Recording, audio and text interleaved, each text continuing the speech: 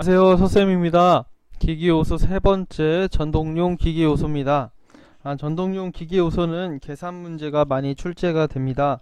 그래서 각 기기요소들의 종류와 용도 그리고 설계를 함에 있어서 계산 공식들을 꼭 확인하시고 공부하시면 되겠습니다. 가장 첫 번째 기기요소는 축입니다. 축은 동력을 전달하는 막대 모양의 기계 요소입니다. 기본적으로 원형봉의 막대 모양을 많이 사용하게 되죠. 그래서 보통 중실축이라고 해서 속이 꽉 차 있는 축을 사용하게 되고, 경우에 따라서는 속이 비어 있는 중공축을 사용하게 됩니다.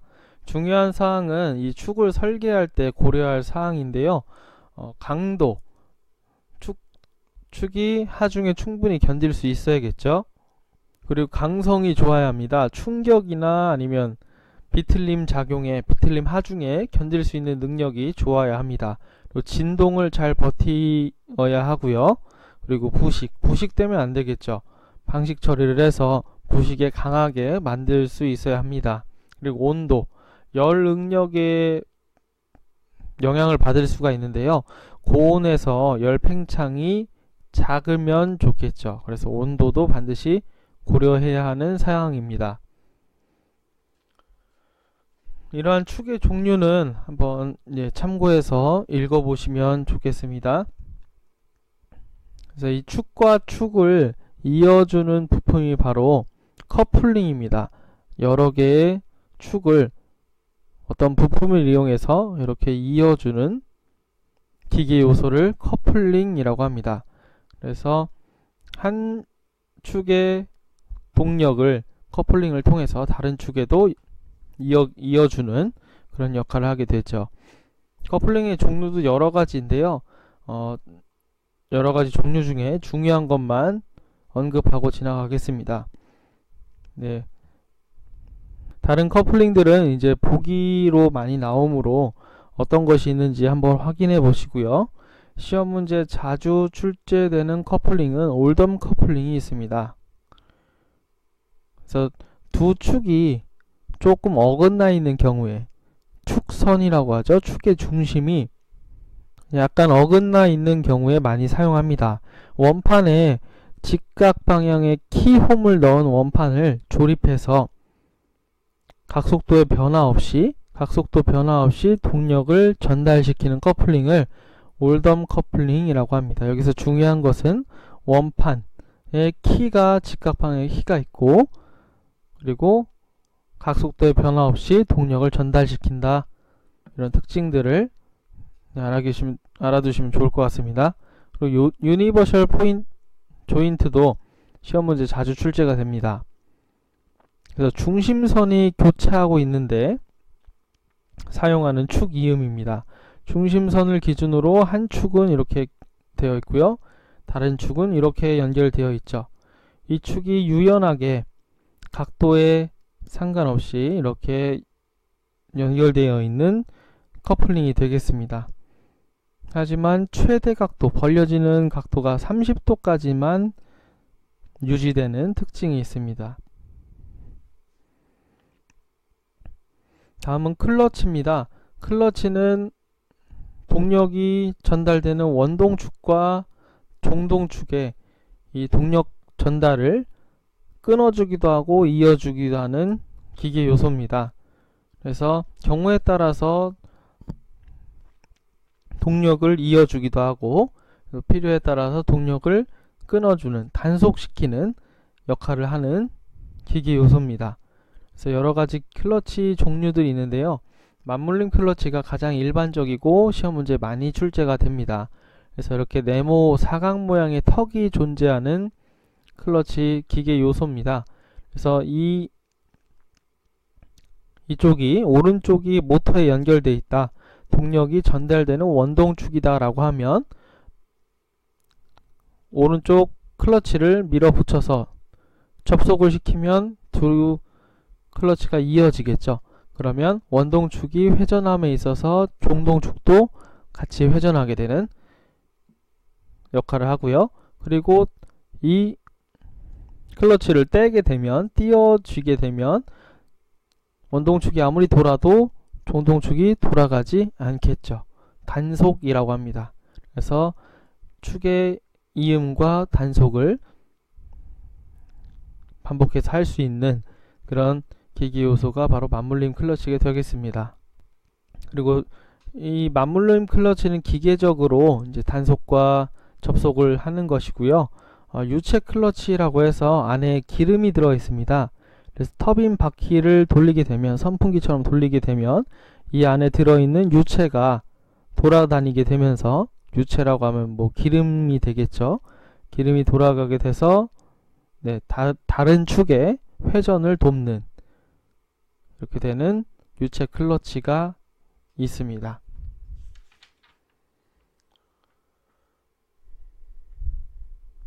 그래서 클러치의 종류, 그리고 커플링의 종류들을 살펴보았고요. 축의 설계를 잠깐 보겠습니다. 축을 설계함에 있어서 우리가 원통형의 축을 많이 이야기하는데, 아까 말씀드렸듯이 속이 꽉 차 있으면 중실축이라고 합니다. 여기 용어 정리를 보겠습니다. 네, 속이 비어 있으면, 속이 이렇게 비어 있으면 중공축이라고 합니다. 우리가 많이 사용하는 것, 특히나 시험 문제 자주 출제되는 축의 종류는 중실축이 많이 출제가 됩니다. 그래서 중실축을 기준으로 설명을 하도록 하겠습니다. 축은 설계함에 있어서 두 가지 모멘트라고 하는 힘을, 에너지를 받게 됩니다. 그래서 굽힘 모멘트, 이렇게 굽어질 수가 있겠죠. 이 축이 이렇게 휘어질 수가 있겠죠. 이런 경우가 있고요. 또 축이 비틀어질 수도 있습니다. 한쪽은 이렇게 시계 방향으로 돌고 한쪽은 반시계 방향으로 돌면 걸레가 이렇게 짜지듯이 비틀어지게 되겠죠. 그래서 비틀림 모멘트를 받는 축이라고 해서 그때의 지름값을 구해내는 공식이 서로 다릅니다. 그래서 경우에 따라서 문제에서 제시되는 게 굽힘 모멘트를 받는 축을 이야기하는지 비틀림 모멘트를 받는 축을 이야기하는지를 판단하고 어떤 공식을 쓸 건지를 여러분이 판단하셔서 계산을 해야 합니다. 그래서 굽힘 모멘트를 받을 때는 굽힘 응력이 작용하게 되겠죠. 굽힘 응력. 그리고 문제에서도 그렇게 주어질 겁니다. 그리고 굽힘 모멘트 값이 주어질 겁니다. 그래서 그 값들을 이 공식에 대입을 해서 계산을 해내면 되겠습니다. 그리고 비틀림 모멘트를 받는 축에서는 비틀림 모멘트 값을 주어주겠고, 또 축의 허용 전단 응력을 주어주겠죠. 이 값들을 공식에 대입해서 풀어주면 되겠습니다. 문제에서는 특히나 비틀림 모멘트라고 하는 것은 동력과 관계가 되어 있습니다. 토크와 동력, 마력이라고 하는 개념이 있는데요. 이걸 이제 환산하는 값이 있습니다. 친절하게 비틀림 모멘트를 문제에서 그냥 값을 주어주는 경우가 있고, 아니면 비틀림 모멘트 대신 동력이라는 개념과 그리고 회전수를 주어서 회전수 값을 주고 토크라고 하는 비틀림 모멘트를 구해내는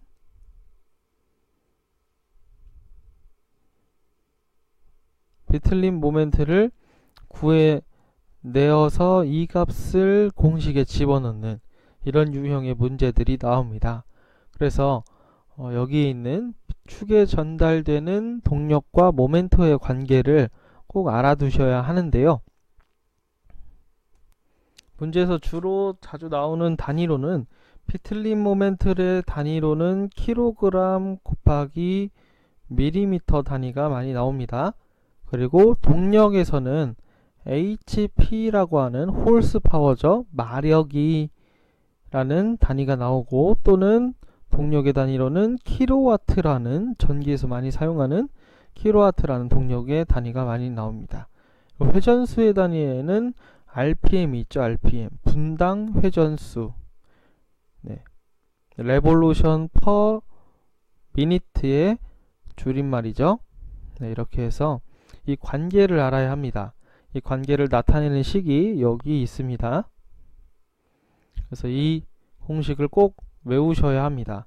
그래서 여기에 아래에다가 다시 적어 보면, 네, T는 모멘트는 두 가지 공식이 있죠. 716,200 n분의 h라고 하는 공식, 단위는 킬로그램 곱하기 밀리미터. 여기에서 h라고 하면 전달 마력을 얘기하는데 홀스파워, 네, 마력을 얘기합니다. 이렇게 주어졌을 때 이 단위로 주어진 경우에는 이 공식을 써야 한다는 이야기죠. 그리고 같은 것인데 앞에 숫자가 다르죠. 974000 그리고 n분의 h'이라고 되어 있습니다. h'이라고 하는 마력은 킬로와트로 되어 있는 마력을 집어넣는 것이죠. 단위는 같습니다. 킬로그램 곱하기 밀리미터의 제곱. 그래서 전달 마력의 단위가 서로 다릅니다. 홀스파워는 영국이나 프랑스에서 많이 사용하는 단위입니다. 킬로와트는 미국이나 우리나라에서 많이 사용하는 단위죠. 이런 단위들이 실제로 사용되고 있고 또 나라마다 다르기 때문에 전달 마력에 대한 환상값이 앞에 숫자가 개수가 다른 것입니다. 그래서 문제에서도 이 부분을 꼭 물어보게 되죠. 회전수는 RPM이고 똑같고요. 그래서 여러분들이 번거롭지만 이 716200과 97400을 꼭 외워 두셔야 합니다. 그래야지 토크 값을 구해내서 우리가 이 비틀림 모멘트를 받는 축의 지름값, 적정한 지름값을 구해낼 수가 있습니다. 그리고 축의 경우에 따라서 비틀림 모멘트와 굽힘 모멘트를 동시에 받을 수도 있겠죠. 축이 굽혀지면서 비틀림까지 받는 그런 경우도 있을 수 있는데 문제에선 자주 출제는 되지 않습니다. 그래서 여러분 참고만 하시고 넘어가도록 하겠습니다. 다음은 마찰차입니다. 동력을 전달하는 가장 간단한 부품 중에 하나죠.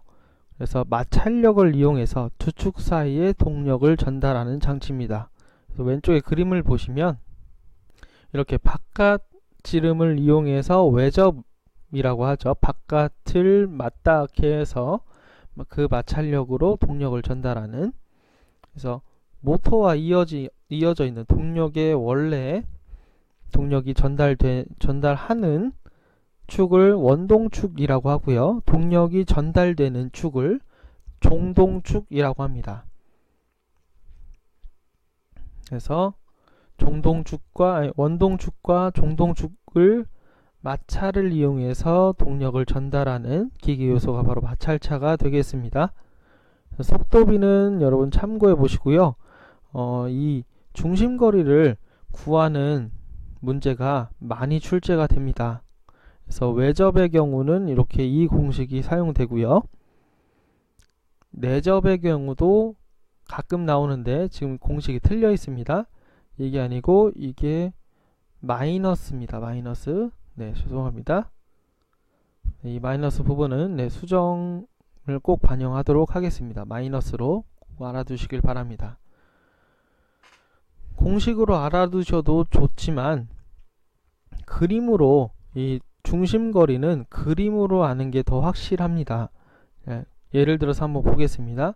결국엔 중심거리라고 하면 이 원동축의 중심과 종동축의 중심, 이 거리 C 값을 이야기하는 것이죠. 여기 다시 그려보겠습니다. A라고 하는 종동축 마찰차와 원동축 마찰차와 B라고 하는 종동축 마찰차가 있습니다. 얘의 중심이 이렇게 있겠죠. 이 중심거리를 물어보는 것이죠. 외접하고 있을 때요. 그러면 A라고 하는 마찰차의 지름값이 있겠고 B라고 하는 마찰차의 지름값이 있을 겁니다. 이 지름은 A라고 하면 여기서부터 여기까지죠. 그쵸? B라고 하면 여기서부터 여기까지죠. 그래서 결국에는 A의 반지름과 B의 반지름을 더한 값이 중심 거리 값이 되는 것이죠. 그쵸? 그러면 A의 반지름은 2분의 dA 더하기 2분의 dB가 바로 중심 거리가 되겠죠. 같은 말로는 2로 이렇게 묶으면 이렇게 묶어지게 되고, 반지름값 A의 반지름 더하기 B의 반지름 이렇게 되는 것이죠. 그 공식이 여기 있는 것이죠. 그래서 마찰차의 중심거리를 물어본다 라고 하면 여러분들이 그림을 직접 그리셔서 지름값을 위에다 적어서 판단하시는 게 더 빠르게, 이제 익숙해지면 공식에 대입하는 것보다 더 빠르게 문제를 푸실 수가 있습니다. 내접한 마찰차는 원동축이 종동축 안에 이렇게 들어가 있는 경우죠. 그래서 여기 중심이 있고 여기 중심이 이렇게 있습니다. 이 중심과의 거리를 물어보는 것이죠. 좀 대각선이라 헷갈릴 수도 있으니 어차피 위치는 상관이 없습니다. 이렇게 오른쪽에다 이렇게 두겠습니다. 이렇게 두죠. 그럼 이 거리인데, 이 거리는 지금 A의 지름이 이렇게 됩니다. dA. A의 지름은 검은색이죠. B의 지름은 빨간색입니다. 여기서부터 여기까지. dB. 그쵸? 반지름을 보겠습니다. A의 반지름과 B의 반지름. A의 반지름은 여기서부터 여기까지죠. 여기서부터 여기까지.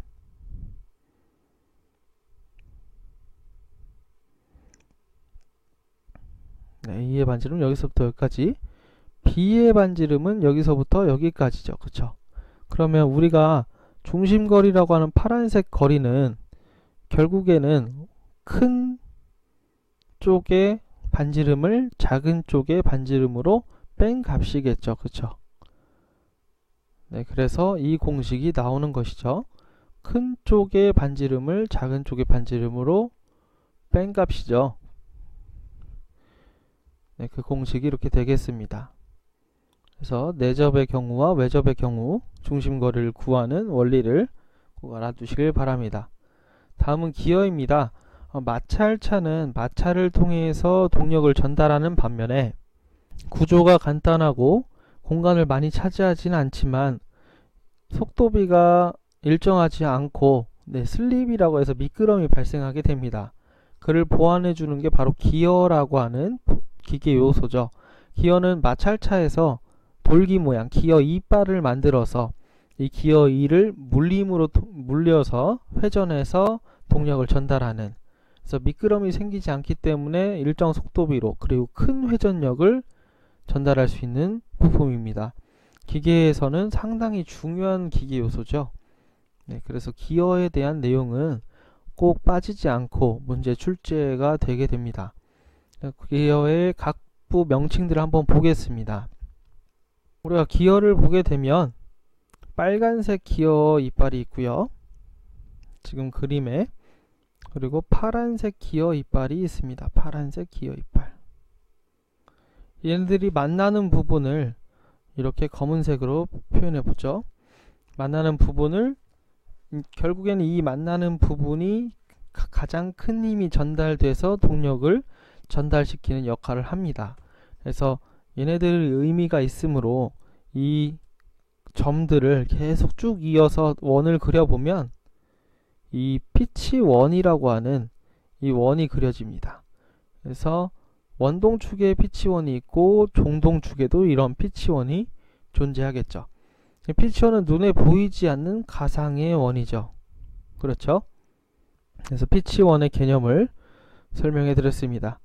이 피치원을 조금 확대해서 보면 이제 피치면이라고 하는 거죠. 이 평면이 이렇게 되는 것이니까요. 그래서 피치선을 설명을 드렸고요. 그리고 피치선을 기준으로 우리가 검은색을 이제 피치선이라고 했습니다. 이게 이제 피치1이 되는 거죠. 그리고 피치1을 기준으로 위쪽에 있는 것들을 이제 이 끝이라고 합니다. 이의 끝. 그렇죠? 그리고 파란색 피치1을 기준으로 아랫부분에 원에 가까이 있는 것을 이 뿌리라고 합니다. 그래서 이 뿌리를 계속 이어서 원을 그린 게 바로 이 뿌리 원이죠. 이 뿌리 원. 그리고 이 끝을 계속 이어서 그린 원을 그린 게 이 끝 원입니다. 그렇겠죠? 그러면 한 개의 기어를 보면 이 끝원이 이렇게 그려져 있고요. 그 다음 피치원이 이렇게 그려지겠죠. 이제 피치원은 가상의 선이죠. 그리고 이 뿌리원이 이렇게 그려지게 있는 걸 확인할 수가 있습니다. 그래서 그 것들을 여기 이제 글로 설명해 놓은 것이고요. 그다음 이 너비라고 하는 건 이 기어 이빨의 넓이를 이야기하는 것이겠죠. 이 너비. 그리고 원주 피치라고 하는 게 있습니다. 피치. 기어의 피치점에서 다음 피치점까지의 거리를 원주 피치라고 합니다. 이렇게도 할 수 있겠죠. 기어 뿌리부터 뿌리까지를 원주 피치로, 어차피 간격은 똑같으니까요. 네, 기준만 같으면 됩니다. 그래서 원주 피치라는 게 있고, 그리고 여기를 한번 더 보겠습니다. 피치원 선을 기준으로 이 끝까지의 높이를 이 끝 높이라고 합니다. 그리고 이 뿌리까지의 높이를 이 뿌리 높이라고 합니다. 이 끝 높이와 이 뿌리 높이를 더한 값을 기어 2의 총 높이라고 합니다. 어렵지 않죠?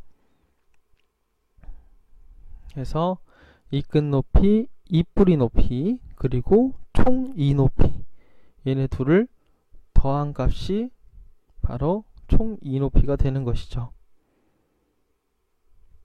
됐습니다. 그래서 이 끝 높이를 어덴덤이라고 하고 이 뿌리 높이를 디덴덤이라고 합니다.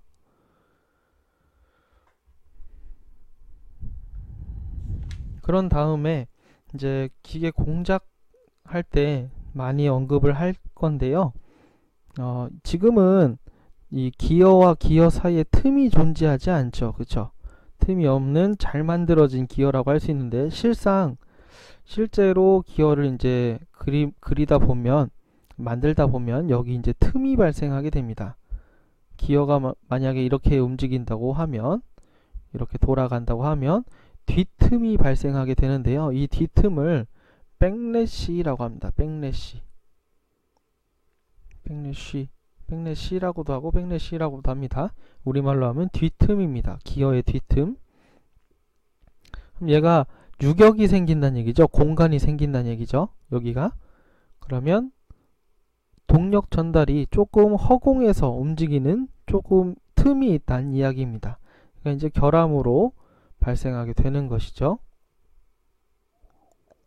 그래서 백래시의 개념을 조금 알고 계시면 나중에 또 언급을 하도록 하겠습니다. 각부 명칭을 한번 봤고요.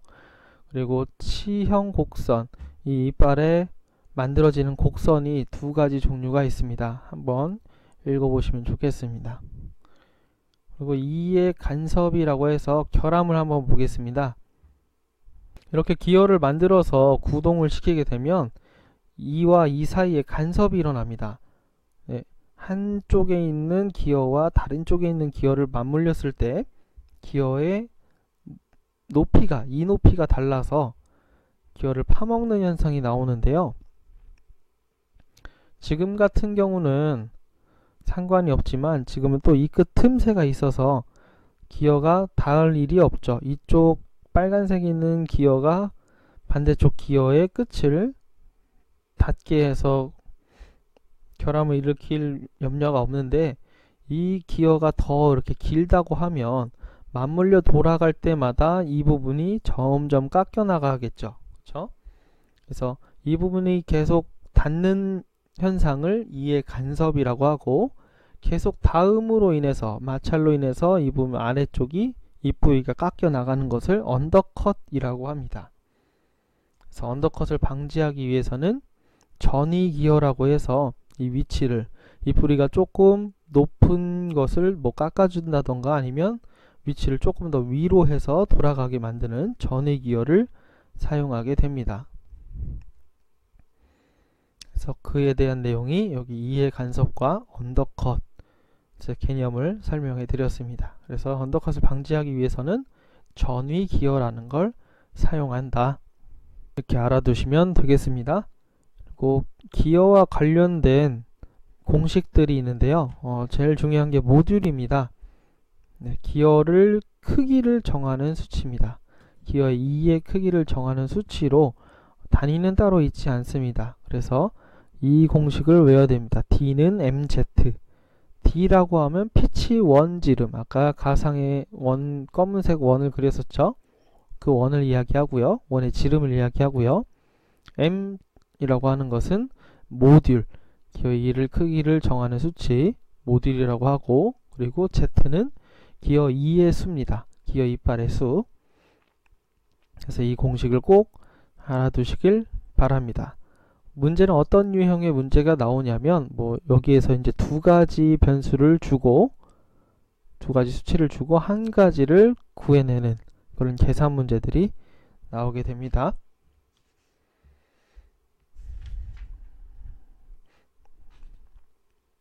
다음은 기어 종류와 용도입니다. 여러 가지 기어의 종류들이 있습니다.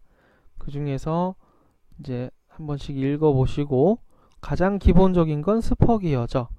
스퍼기어, 그냥 우리가 익히 알고 있는 기어라고 생각하면 됩니다. 여기에 이제 헬리컬 곡선이라고 해서 이제 사선으로 이렇게 곡선이 들어가 있는 기어를 헬리컬 기어라고 하고요. 그리고 아래쪽으로 내려다 보면 하이포이드 기어도 중요합니다. 하이포이드 기어. 그리고 베벨 기어도 중요합니다. 원뿔로 만들어진 기어입니다. 그래서 직교인 축에 동력을 전달할 때 사용하는 베벨 기어가 있겠습니다. 이 베벨 기어를 전동이 잘 물려지게 이렇게 곡선을 주어서 이빨을 만들면 스파이럴 베벨 기어라고 하죠. 이렇게 베벨 기어처럼 한 중심점에서 축이 만나서 직교를 이룰 때는 베벨 기어를 사용하지만, 하이포이드 기어는 아예 축선이 두 개가 어긋나 있죠. 만나지가 않죠. 이런 경우에 사용하는 게 바로 하이포이드 기어입니다. 그래서 편심 직교축을 전동시킨다 라고 이렇게 표현을 하죠. 다음 웜기어. 웜기어 중에서 이렇게 지렁이 같이 생겼다고 해서 얘가 웜기어입니다. 그리고 위에 있는 건 피니언 기어라고 합니다. 그래서 웜기어가 돌아가면 피니언 기어가 같이 이렇게 돌아가는, 또 그 반대도 성립되는, 그래서 웜과 웜휠, 웜휠이라고 하기도 하고 피니언 기어라고 하기도 하고요. 그래서 웜기어까지 보았습니다.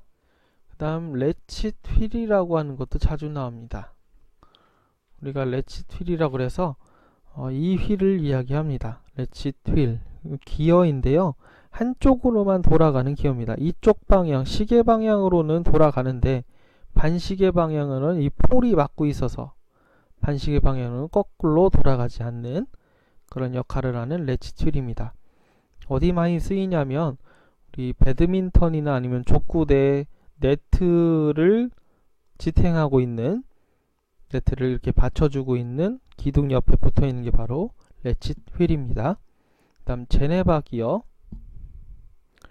원래 기어는 연속 동작으로 계속되는 동력을 지속적으로 전달시켜주는 역할을 하는데, 제네바 기어는 간헐 동작이 이루어지게 하는, 동작이 들어갔다 들어가지 않다, 이렇게 간헐 동작이 일어나게 하는 제네바 기어가 있습니다.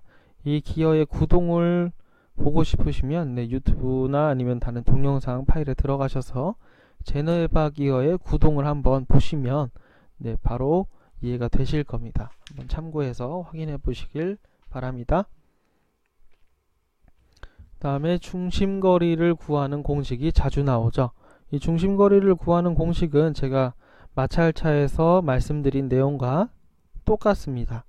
그래서 여러분들이 꼭 그림을 그려서 이렇게 그림을 그려서 중심거리를 파악하는 그런 습관을 들이시면 빠르게 문제를 푸실 수가 있으실 겁니다.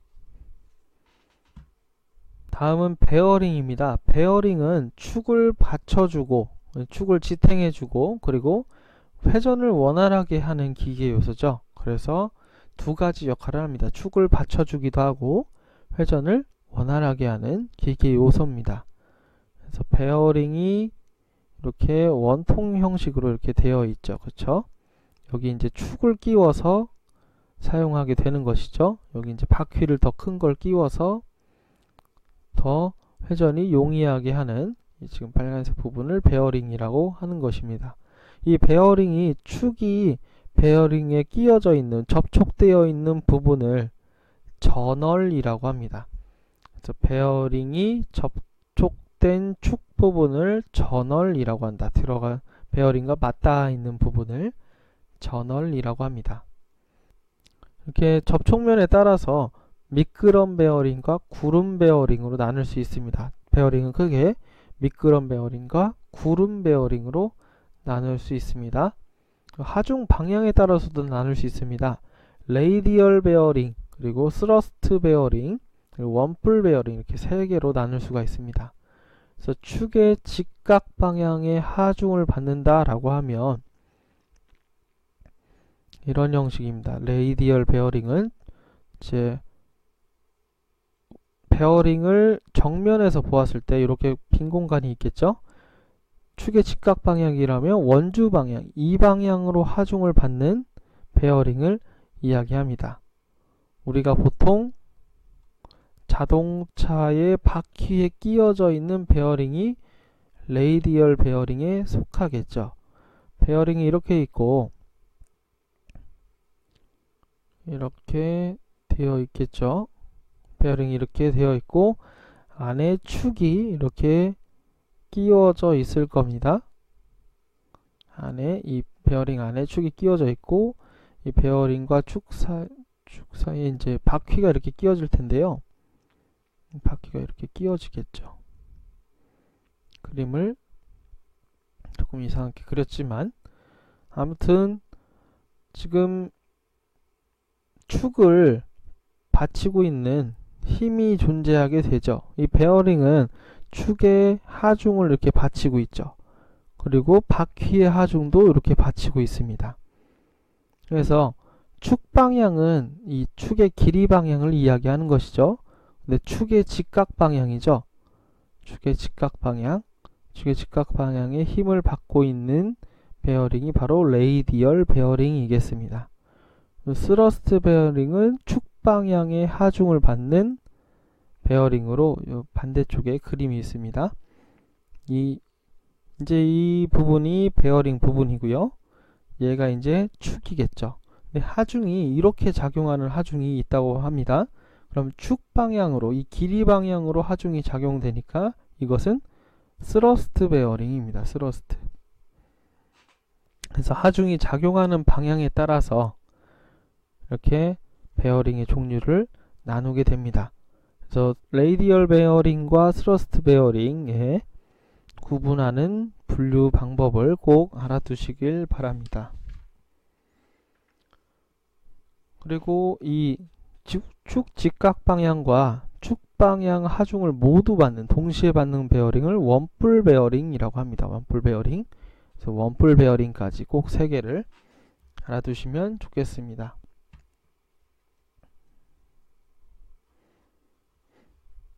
기본적으로 미끄럼 베어링은 그냥 원통의 금속 재료로 이루어진 형태이고요.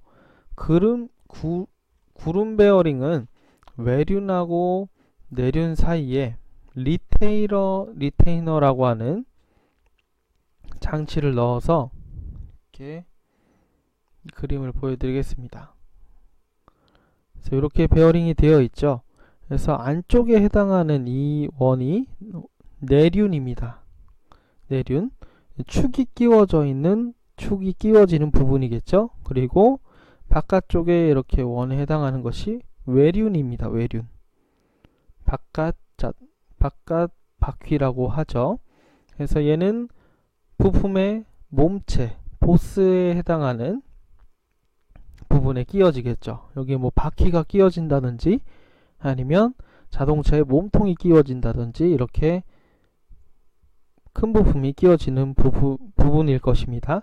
그래서 얘를 이 롤러라고 하는 여러 가지가 되겠죠. 구슬이 들어갈 수도 있고요. 아니면 원통에 롤러가 들어갈 수 있겠죠. 이 구슬들이 막 이렇게 들어가 있는 것이죠. 얘가 이제 회전하면서 마찰력을 줄여주는 역할을 합니다. 근데 그냥 얘가 유지하면서 허공에 떠 있진 않으니까 얘를 잡아주는 리테이너라고 하는 요 부품이 보이시죠? 얘를 이렇게 잡아주고 있는, 계속 이렇게 잡아주고 있는 부품이 리테이너라고 합니다. 리테이너. 그래서 구름 베어링은 이게 이제 구름 베어링의 가장 기본적인 구조죠. 외륜과 내륜, 리테이너 이 세 가지로 이루어져 있습니다. 그래서 이 안에 들어있는 재료에 따라서, 모양에 따라서 구슬이 들어있으면 볼 베어링, 롤러가 들어있으면, 원통에 롤러가 들어있으면 롤러 베어링, 구조를 조금 얇게 해서 조그만 바늘 같은 게 여러 개가, 이쑤시개 같은 게 여러 개 들어있어서 얘가 이제 회전의 마찰력을 줄이는 역할을 하면 니들 롤러 베어링 이렇게 얘기를 합니다. 그래서 시험 문제 많이 나오는 건 니들 롤러 베어링이 많이 나오죠. 지름이 5mm 이하의 바늘 모양의 롤러를 이 사이에다 끼워서 마찰력을 줄여주는 그런 역할을 합니다. 그리고 참고적으로 스러스트 볼 베어링도 한번 읽어보시길 바랍니다. 이런 베어링은 그냥 쓰는 건 아닙니다. 이 안에 그리스라든지 아니면 다른 윤활유를 집어넣어서, 이 베어링도 마찰력이 작지만 이거에 더 추가해서 윤활유까지 집어넣어서 마찰력을 최대한으로 적게 만들어주는 역할을 하죠. 그래서 미끄럼 베어링의 윤활 방법이 중요합니다. 시험 문제에도 자주 출제가 되고요. 5가지 종류가 있는데요. 적하금융법, 오일링 금융법, 그리고 패드 금융법, 비말 금융법, 순환 금융법 이렇게 있습니다. 이 금융법들은 꼭 읽어보시고 여러분들이 어떻게 구분하는지를 꼭 확인해 보시길 바라겠습니다.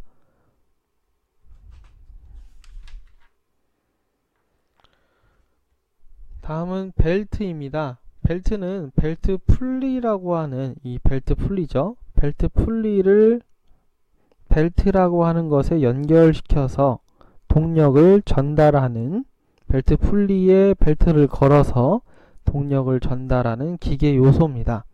그래서 이 벨트 풀리에 여러 가지 재료의 벨트를 걸 수 있겠죠. 그래서 고무 벨트라든지 가죽 벨트, 직물 벨트, 강철 벨트 등을 감아서 이 벨트 풀리와 벨트 간의 마찰력을 이용해 동력을 전달하는 기계 요소입니다.